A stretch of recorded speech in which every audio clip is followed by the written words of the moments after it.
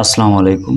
আশা করি সবাই অনেক ভালো আছেন। গত ক্লাসে আমরা নিড টু প্লাস ভার্বের বেস ফর্মের ব্যবহার জেনেছিলাম। আজকে আমাদের দ্বিতীয় ক্লাস।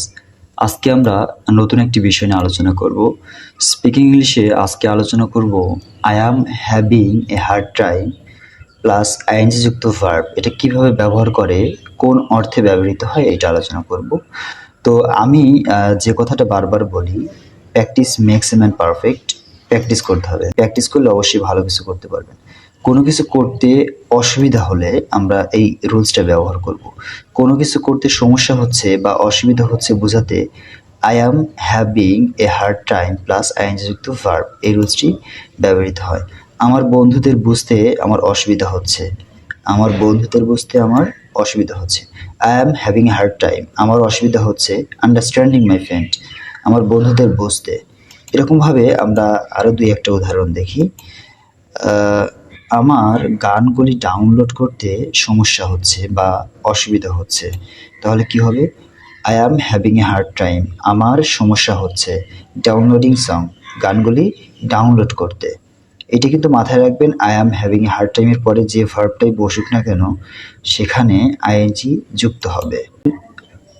তোমার প্রশ্নগুলির উত্তর দিতে আমার অসুবিধা হচ্ছে, তাহলে আমার অসুবিধা হচ্ছে বা আমার সমস্যা হচ্ছে এইটাকে আমরা হচ্ছে আগে ট্রান্সলেশন করে নেব। I am having a hard time, যেহেতু উত্তর দিতে অ্যান্সারিং ইয়োর কোয়েশ্চেন, তোমার প্রশ্নগুলি। I am having a hard time, আমার সমস্যা হচ্ছে অ্যান্সারিং, উত্তর দিতে ইয়োর কোয়েশ্চেন, তোমার প্রশ্নগুলির। তাহলে এখানে যে বিষয়টা দাঁড়ায়, কোনো কিছু করতে বা বুঝতে যখন অসুবিধা হয়, আমাদের কোনো কিছু করতে বা বুঝতে যখন অসুবিধা হয়, তখন আমরা I am having a hard time এই ফ্রেজটা ইউজ করব।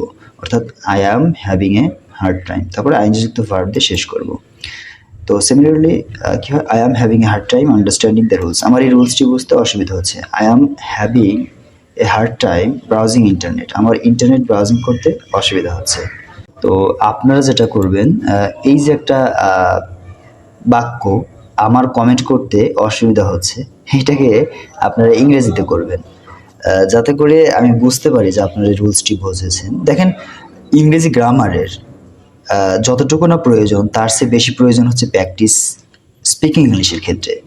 আপনি যদি ইংরেজিতে ফ্লুয়েন্টলি কথা বলতে চান, তাহলে আপনাকে গ্রামারের বাইরে গিয়ে চিন্তা করতে হবে, ফ্রেজ কিংবা আইডিয়মসগুলো মুখস্থ করতে হবে। তো এই জন্য ইংরেজি গ্রামারটাও দেখবেন কিছু কিছু পার্ট। আর এই জায়গায় যে বিষয়টা খুবই গুরুত্বপূর্ণ সেটা হচ্ছে প্র্যাকটিস করা। যেমন গত ক্লাসে আমি যে রুলসটা দিয়েছিলাম, আমার কিছু করা প্রয়োজন, I need to do something, আমার কিছু করা প্রয়োজন, আই নিড টু ডু, অর্থাৎ আই নিড টু প্লাস ভার্বের বেস ফর্ম। আজকে যে রুলসটা দিচ্ছি সেটা হচ্ছে আমার কোনো কিছু বুঝতে বা করতে সমস্যা বা অসুবিধা হচ্ছে, তাহলে I am having hard time, তারপরে ভার্বের সাথে আইএনজি। এই যে বিষয়গুলো আপনি যদি প্র্যাকটিস করেন, দিনে যদি 5টা করে বাক্য গঠন করেন, তাহলে ইংরেজি আসলে আপনার কাছে কিছুই না। তো কমেন্ট করুন, আমার কমেন্ট করতে অসুবিধা হচ্ছে, এর ইংরেজি কি হবে। তো সবাইকে ধন্যবাদ জানিয়ে আজকের মতো এখানে শেষ করছি। আসসালামু আলাইকুম ওয়া রাহমাতুল্লাহ।